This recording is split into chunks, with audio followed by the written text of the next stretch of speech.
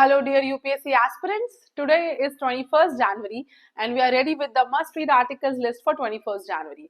Before we start the video, I want to remind you guys that how to use this video. It will act as a differentiating factor along with the current affair monthly compilation that you will read. It will help you remember things faster, look from different perspective and absorb specific examples for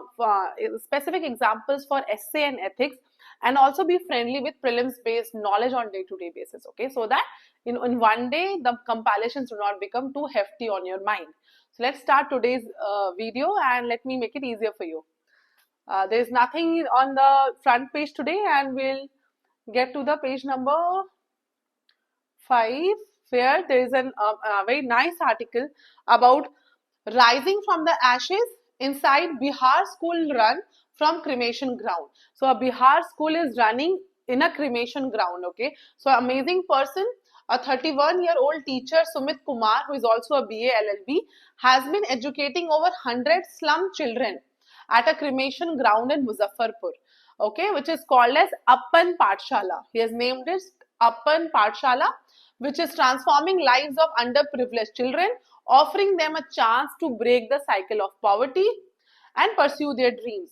So Mr. Kumar's determination to provide education has become a beacon of hope for a lot of kids, right? And he's teaching NCERT related syllabus to them, and it has led to rise in number of children enrolling in the formal schooling system also. So it is having some significant benefits, right? So every year 20 to 25 of his students enroll in the government schools for regular classes. He provides free education, school bags, stationery to the children. Who is funding him? He is using his own money, his own savings. His brother is helping him, his friends are helping him, right? So he's using, and he's also decided not to marry and treat these children as for future of India, right? Like giving them good quality education. So it is an amazing example for our GS4 ethics paper. So example of compassion towards the weaker section, a great example for selflessness. IAS officer that we give example of still get a lot of benefits for doing good for the country, right? He's getting no benefit at all and he's still trying to provide the best to the students. So use his example in an amazing selflessness example. Let's move to the next article. So which panel is better for Mullaperiyar? Supreme Court asks states, right? So Mullaperiyar dam is in Kerala, but it is owned by Tamil Nadu. So there is a lot of issues going on. Who will decide, about the regulation of the dam? So Supreme Court is asking the states of Tamil Nadu and Kerala whether supervisory committee formed by the court should decide or a statutory committee envisioned under the new Dam Safety Act of 2021. So this interstate water disputes is an important it's an important federal issue or quasi-federal issue where sometimes center can intervene. So you should remember the article related to interstate water disputes, okay. So section 5 of the 2021 Act mandates the constitution of the National Committee on Dam Safety. So this Act, Dam Safety Act of 2021, should be having a National Committee on Dam Safety.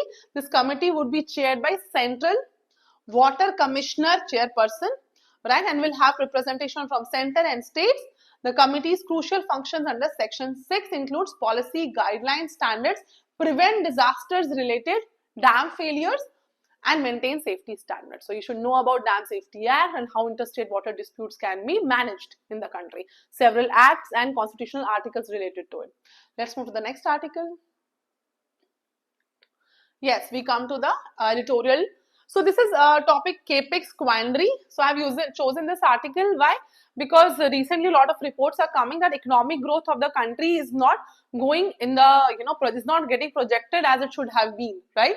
So center has been using, since COVID, center has been using public capital expenditure on infrastructure to prime the economic recovery. So the idea is that infrastructure building will stoke demand for products like cement, steel. It will generate jobs in return, right? And it will have a strong multiplier effect on the economy, right? But it will also create conditions for private investors to plan greenfield and brownfield projects. In this budget, Finance Minister Nirmala Sitharaman has said that government will endeavor to maintain strong fiscal support for infrastructure. Infrastructure is the priority of the government, right? Over the next 5 years, 11.11 lakh crore of capex will be spent in the around 3.4% of GDP will be spent on infrastructure. But the problem is private participation is not picking up for several reasons, right? So for a sustainable breakout from this slowdown, private capital should take the driving seat, because there are limits to enhancing public capex. How much government will be able to spend? There is limitation, and it also has to maintain a fiscal discipline and providing for welfare schemes for the country also. So it will be difficult for government to do infrastructure and fiscal discipline and also the welfare policies. So that's why private has to boost the investment. So boosting incomes and consumption is also critical, as is expanding macro and micro level reforms. Okay, so just the basic understanding of economic growth, private and government expenditure is also important. This kind of statements come in prelims level question. Okay, so what should be the case for this and that? So you should be knowing the relation between them. Let's move to the next article. Prioritizing IMEC is in America's best interest. So this comes under GS paper 2, global groupings affecting India's interest. So what is IMEC? So announced in 2023, IMEC is India, Middle East, Europe Economic Corridor Agreement. India, Middle East and East Europe, okay, economic agreement, and it is an ambitious vision to forge an integrated network spanning 3 vital regions through advanced physical and digital infrastructure, both, right? So the corridor will have efficient transportation routes, railway, shipping, maritime connections, also establishing cross-border electricity, hydrogen pipelines, and digital communication cables. Okay, so the end goals will be to enhance trade connectivity, reduce transportation cost, while diversifying global supply chain and promoting deeper integration among participating countries. So who will be the participating countries? India, US, UAE, which is in the Middle East, Saudi Arab, and European countries like Italy, France, Germany, and the European Commission. Though IMEC is right now is still in concept, it has not been started in a concrete form. Okay, so both India and US will benefit from this kind of agreement, and it will be alternative to China's Belt and Road Initiative, creating a more balanced global economic architecture that aligns with Western democratic values and market principles. So private sector engagement is expected here. Corporate investors will, want clear pathways so that they can work and the money can come in return. A lot of countries are, are already encouraging the privates, and it has already talked about it will act as an alternative to China's BRI. India is itself starting a lot of very important mission like green hydrogen mission, and it is collaborating with international partners like Germany and Japan, developing infrastructure for green hydrogen production, storage, and transportation. So India can contribute its own learning from this mission in the scheme. Okay, the Trump administration's role in facilitating the Abraham Accords.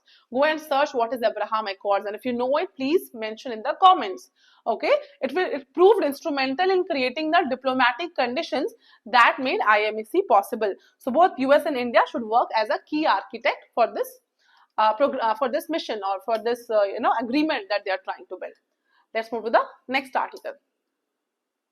The UGC article and editorial. UGC's draft regulation has serious constitutional issues. So UGC has been in news for quite some time.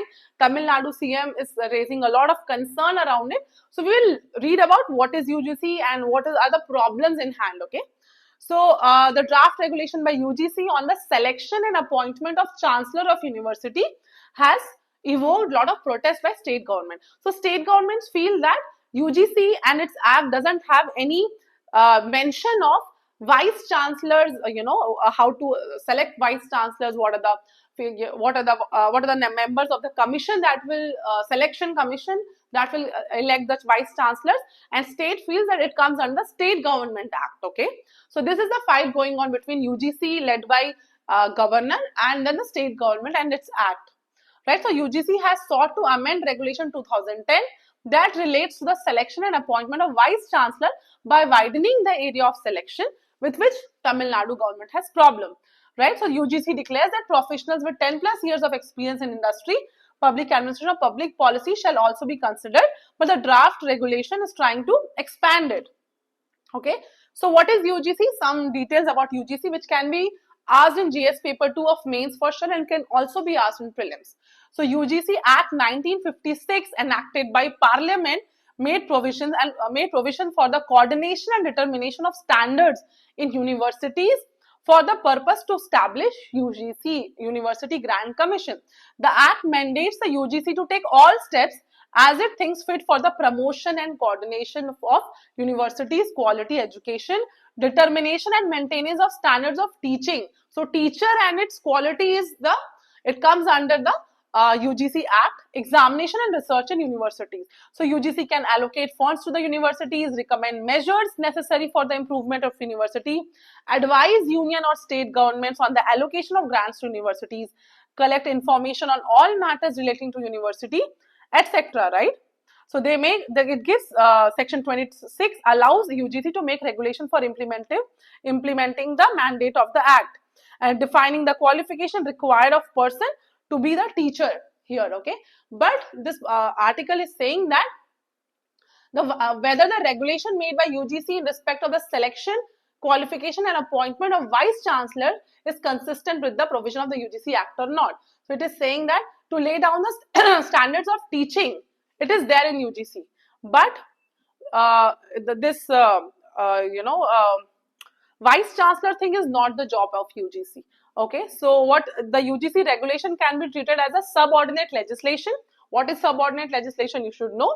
The subordinate legislation can be made only in consonance with the provisions in the Act. So first acts are made, then later on the regulations come and keep getting modified. So regulations, rules and regulations will be treated as subordinate legislation. So if the regulation goes outside the scope of the original Act, it will be ultra vires the Act. This is the statement of this writer. Okay, so he thinks that UGC regulation can override the state law can be answered only in the terms of Article 254 of the Constitution, which deals with the repugnancy. So you should go and see the Article 254, which comes in the part 11, the relation between center and states.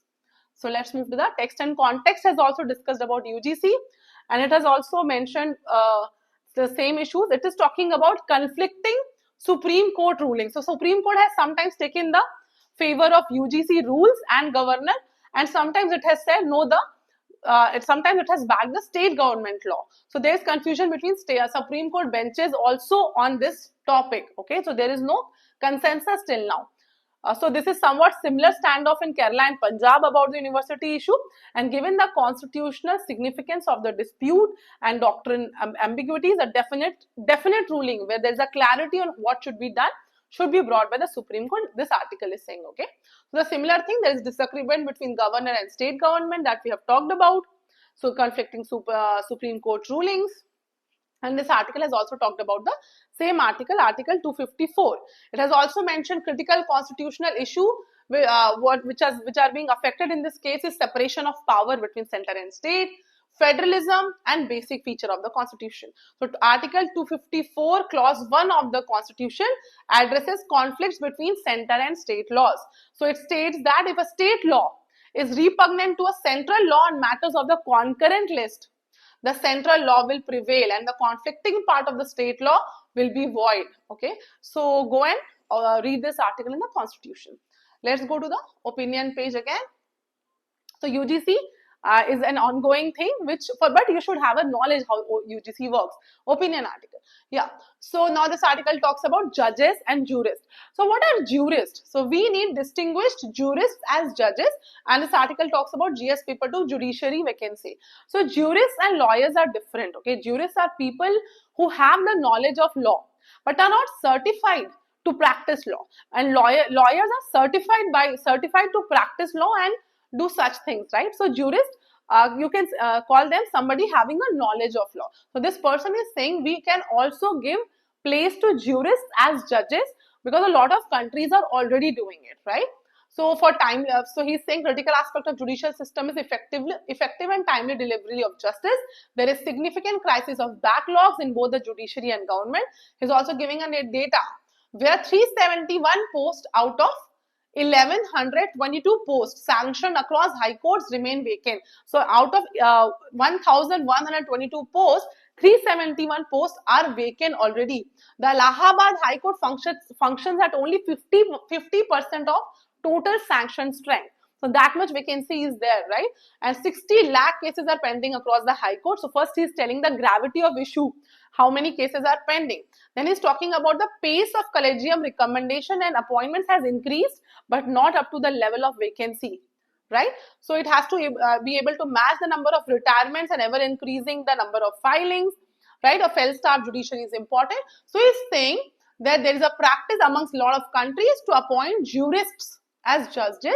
Appointments in the High Courts and Supreme Court in India has always been either from bar or judicial services. So they have never hired anybody who is not a lawyer, right? So this a lot of, he's also given example of few countries who are doing it, right? But he's saying that Sri Shibman-Lal Saxena in the Constituent Assembly also talked about it, right? And there's also an article 124 clause 3 clause C and article 217 clause 2 clause C which also talks about it. So article 217 has been repealed, but article 124 clause 3 clause C of Supreme Court is still there, which talks about placing jurists in the judges benches, okay?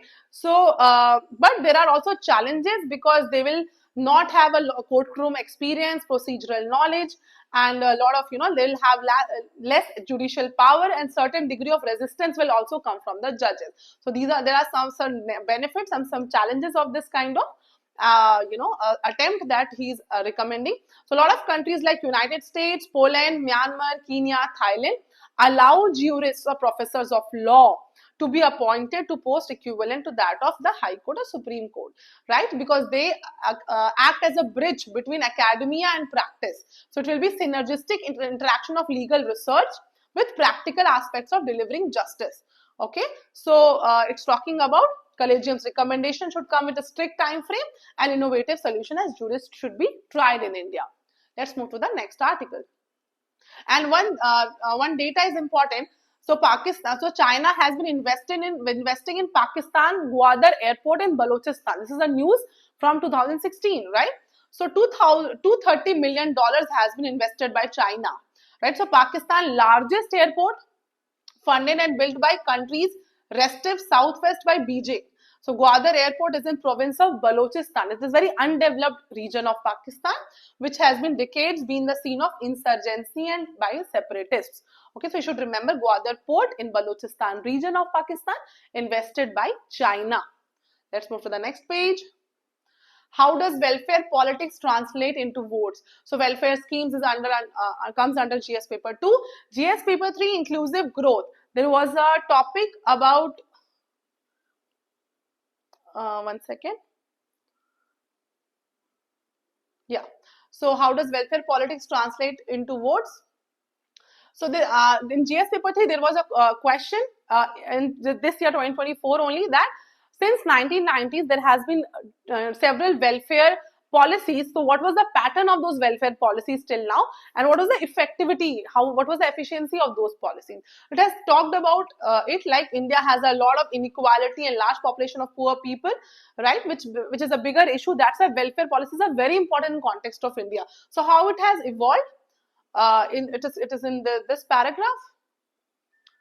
It talks about initially when this welfare when the country was independent, the socio-economic inequality drove the conception of welfare programs, because there's a lot of inequality, because social forces were status quoist and would not let the change happen. So rich would be rich and poor would be poor, especially in the caste, in the caste format, right? So earlier it was, but it has switched to now market-led growth strategy. So what has happened?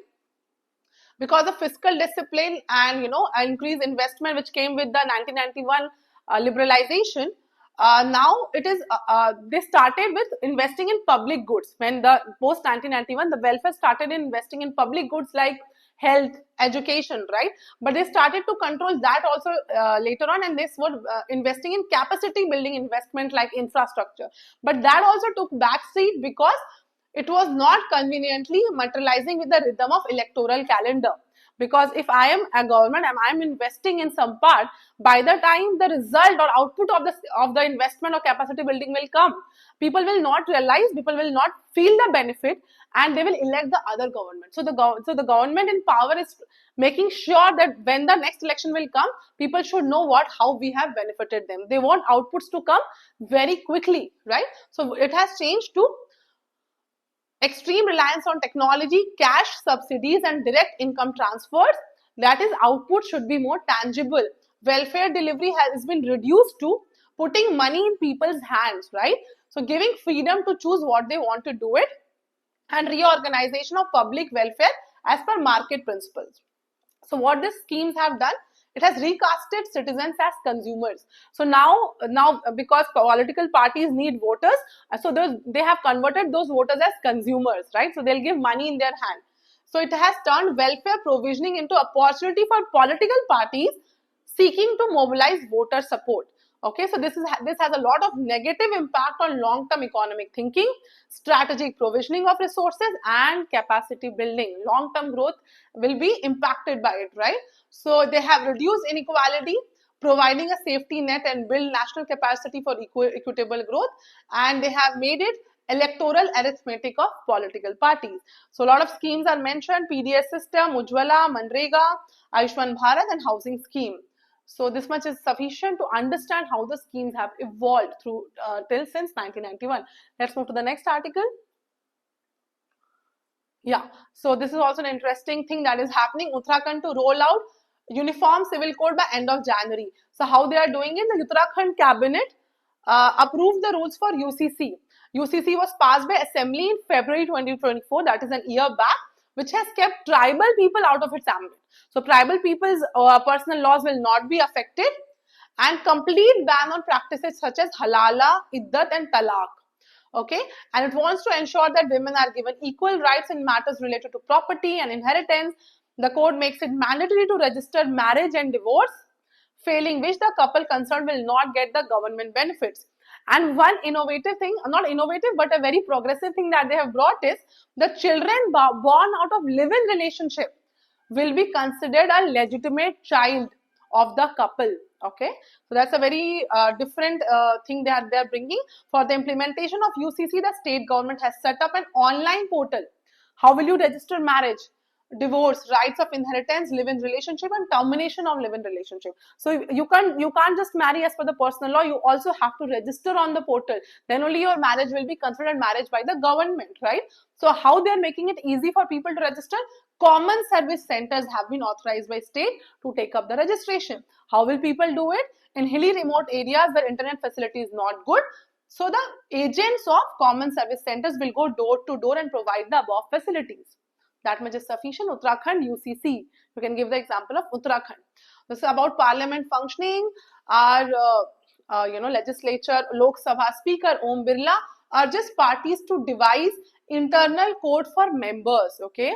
So what is the concern? The concern is decline in number of sittings and decorum of legislature. So he is urging the political parties to devise an internal code of conduct so that they behave better for members' behavior in the house. Okay, so legislatures are platform for debates, and legislators are expected to fulfill the hope and aspirations of the people who have elected them, right? So they have to fulfill their representation.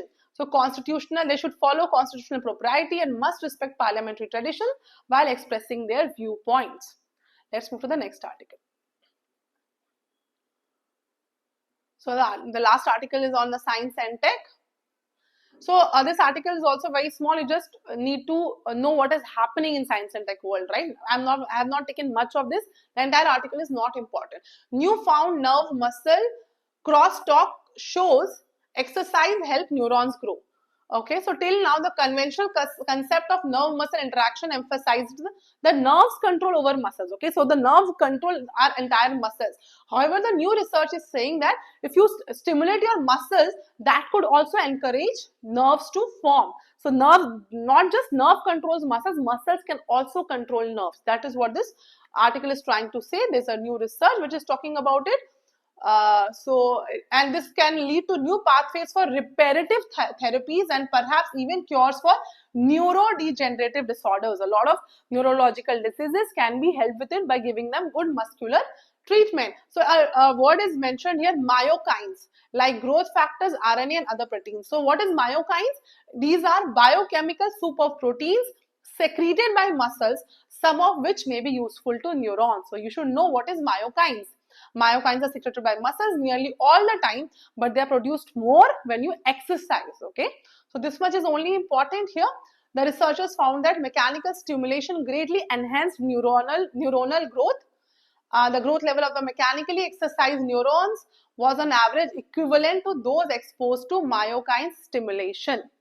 This much is sufficient. Let's move to the last article of the day.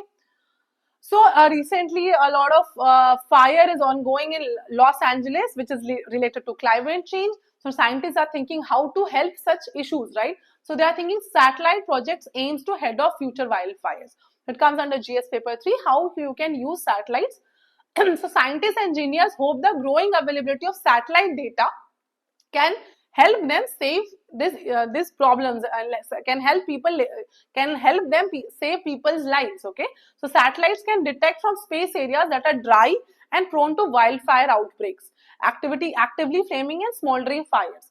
And they have also told a different type of satellites. So low Earth orbit is generally less than 1,000 kilometers above the surface. So this kind of satellites which are on low Earth orbit, they offer high resolution ground images but see any given point only briefly. बहुत थोड़ी देर के लिए एक जगह को देख पाते, बहुत अच्छे से देख पाते पर थोड़ी देर के लिए. Okay, and they sweep around the planet. But geostationary satellite are at one position, वो एक ही जगह का information देंगे, but they are around 36,000 kilometers, right? So their continuous observation at one point, but usually at much lower resolution, right? So these are the issues that they are facing. So they are thinking how to help climate change, wildfires. So they are planning Earth Fire Alliance, which plans a new low orbit satellite constellation to complement existing resources. Okay, it would take the whole planned swarm of 55, costing a total $400 million to reach this aim of imaging every point on the Earth at least once every 20 minutes. So this way they'll be able to know what is going to happen. Similar thing, Germany-based Aurora Tech has also done by launching the first of at least 14 Forest 3 nano satellites. Okay, so this system will deliver ultra-fast wildfire alerts and high-quality thermal data. So that's it for 21st January. Thank you.